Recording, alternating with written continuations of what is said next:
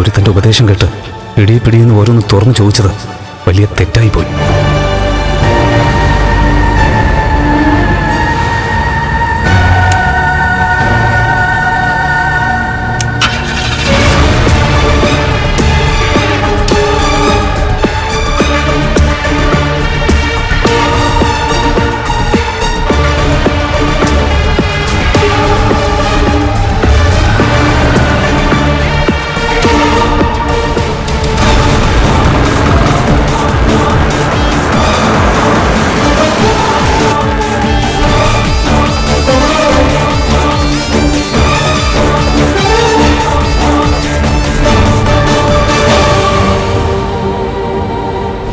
ഞാൻ എത്രമാത്രം ഇവനെ സ്നേഹിച്ചതാ. എന്റെ കണ്ണേട്ടൻ അനുവദിച്ചതുകൊണ്ട് ഒരു മടിയും കൂടാതെ പേടി കൂടാതെ ഇവനൊപ്പം യാത്ര ചെയ്തതാ. എന്നിട്ട് അവസാനം അവന്റെ ഉള്ളിൽ അസുരം പുറത്തു വന്നു.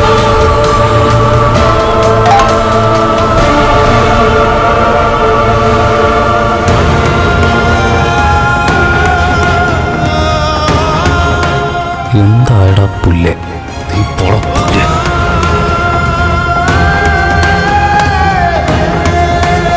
സാഗർ, വണ്ടി നിർത്ത്. ഓഫീസായിട്ടില്ല ചേച്ചി.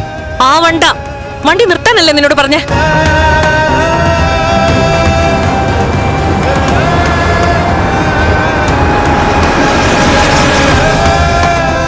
നീ ഓഫീസിലേക്ക് പൊക്കോ.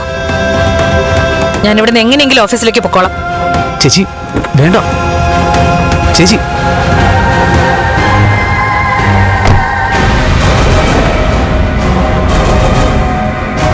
ചേച്ചി ചേച്ചി പോവാനല്ലേ നിന്നോട് പറഞ്ഞത്? ചേച്ചി, നിന്നെ എനിക്ക് അധിക സമയം കാണാൻ പറ്റില്ല. സ്നേഹിക്കുന്നവര് ശത്രുക്കളായി കഴിഞ്ഞാ അവരോട് തീർത്താ തീരാത്ത വെറുപ്പായിരിക്കും. പിന്നെ പൊയ്ക്കോ, നീ പോ.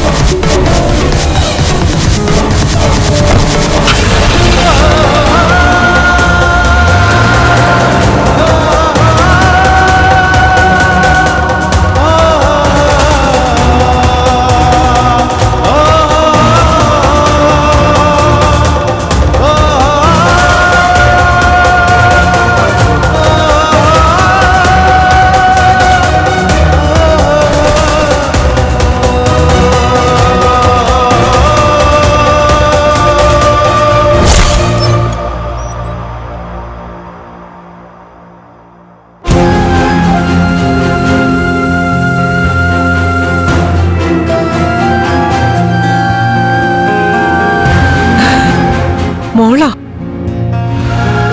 എന്താ മോളെ ഒരു മുന്നറിയിപ്പും ഇല്ലാതെ?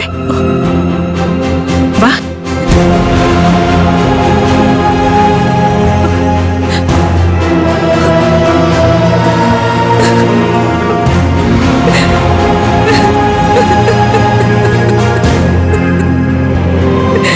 എന്താ മോളെ, എന്തു പറ്റി?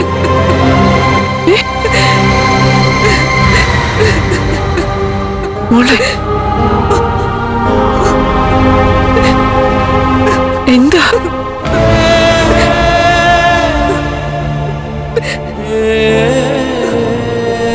എന്തിനാ മോളിങ്ങനെ കരയുന്നേ?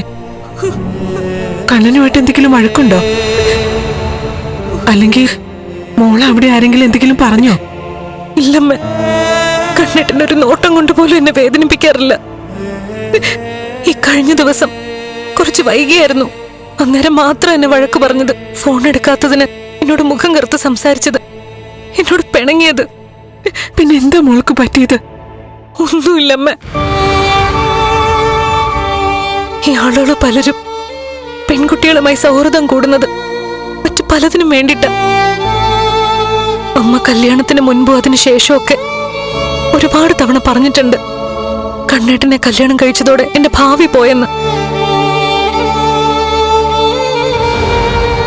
എന്നാൽ അത് ശരിയല്ലമ്മ. കണ്ണേട്ടനെ പോലത്തെ ആൾക്കാരെ കണ്ടെത്താൻ ഇന്നത്തെ കാലത്ത് ബുദ്ധിമുട്ടാ. ഇതൊക്കെ എന്തിനാ മോളിപ്പോ പറയുന്നത്? പറയേണ്ടി വന്നു. ആരെങ്കിലും മോളോട് മോശമായിട്ട് സംസാരിക്കുകയോ പെരുമാറുകയോ അങ്ങനെ എന്തെങ്കിലും ചെയ്തോ? അതേപ്പറ്റി ഇനിയൊന്നും ഞാൻ അമ്മയോട് പറയുന്നില്ലമ്മേ. പറഞ്ഞ എനിക്കെന്റെ ചോര തിളയ്ക്കും. കൂടപ്പിറപ്പിനെ പോലെ കൊണ്ടു നടക്കുന്നവര് പെട്ടെന്ന് മൃഗത്തെ പോലെ ചിന്തിച്ചു കഴിഞ്ഞാ എന്ത് ചെയ്യും അമ്മ? മോൾക്കിപ്പോ ഏത് നേരം കൂട്ടായിട്ട് വരുന്നത് ആ സാഗർ എന്ന് പറയുന്ന ആ ചെറുപ്പക്കാരനാണല്ലോ. അവനെ പറ്റിയാണോ മോള് പറയുന്നത്? ആരെ പറ്റിയല്ല. എനിക്കൊന്ന് കുളിച്ച് ഫ്രഷ് ആവണം. എന്നിട്ട് വേഷമൊക്കെ മാറി അമ്പലത്തിലേക്കൊന്ന് പോണം. അത് കഴിഞ്ഞേ ഇനി വീട്ടിലേക്ക് പോകുന്നുള്ളൂ. അമ്മയുടെ അടുത്തും അമ്പലത്തിലെ ദേവിയുടെ അടുത്തും ചെന്ന് നിൽക്കുമ്പോഴാ മനസ്സിന് വല്ലാത്തൊരാശ്വാസം ഉള്ളത്. ഞാനൊന്ന് കുളിച്ചിട്ട് വരാമേ.